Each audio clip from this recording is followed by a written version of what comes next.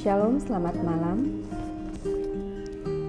Pada malam hari ini renungan kita berjudul Kebebasan Mengatakan Ya. Kita berdoa, Bapa kami yang di surga, kirimkan Roh Kudus-Mu kepada kami untuk bisa mendengarkan firman Tuhan, dan biarlah firman ini berguna di dalam kehidupan kita sehari-hari. Amin. Ayat renungan kita terdapat dalam 2 Korintus 3 ayat 17. Sebab Tuhan adalah roh, dan di mana ada roh Allah, di situ ada kemerdekaan. Tantangan yang akan kita hadapi di dunia ini hampir sulit diatasi. Banyak hal yang sama sekali di luar kesanggupan kita. Kita dengan senang hati memandangnya, lalu kita melakukan apa yang sanggup kita lakukan. Tetapi banyak hal yang menggoda karena tidak terjangkau. Sedikit lagi upaya, sebentar lagi, sehari lagi, maka hal-hal itu akan menjadi milik kita. Tatkala Roger Bannister sangat berupaya berlari melintasi perintang sejauh 1 mil dalam tempo 4 menit, dunia turut merasakan tegang. Alangkah besarnya hari itu, kita turut merasakan keberhasilannya. Ketika puncak gunung Everest menantang Edmund Hillary, ia merasa bahwa hal itu hampir mustahil.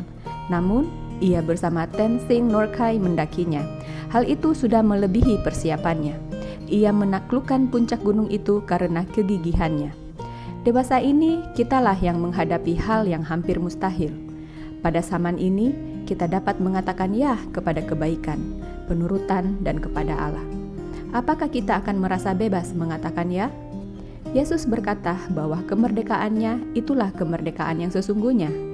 Maksudnya ialah bahwa ia memberi kasih karunia dan kuasa untuk mencapai yang patut kita capai. Setan membuat kita menari untuk menyambut nada pencobaan dan kebiasaan bagaikan wayang yang dimainkan dengan tali.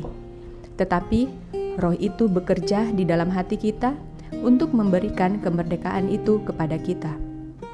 Orang yang sungguh-sungguh merdeka bukanlah orang yang diperintah oleh nafsu atau kebiasaannya, melainkan orang yang mengatakan ya kepada hidup yang lebih baik. Dalam suratnya yang lain, Paulus membicarakan tentang mengalahkan kejahatan. Bila kita menyerah kepada dosa, maka kita akan menyadari bahwa itulah yang menjual kita kepada perbudakan. Serahkanlah dirimu kepada kebenaran selaku tuanmu, maka belenggu dosa itu akan luluh. Jadi, pertanyaannya ialah, siapakah yang akan menjadi tuanku? Dosakah? Kebenarankah? Bukan karena dosa dan kebenaran itu bersifat pribadi, melainkan kecenderungan hidup, yaitu arah hidup kita.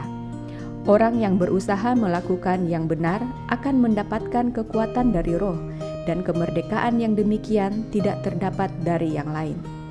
Ia dapat memilih tindakan dan sikap yang benar sekarang ini, sedangkan sebelumnya hanya kesenjangan tanpa jembatan.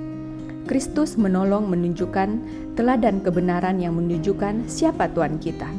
Tata tertib roh itu memberi kepada kita kebebasan memilih, suatu kemustahilan tanpa Dia.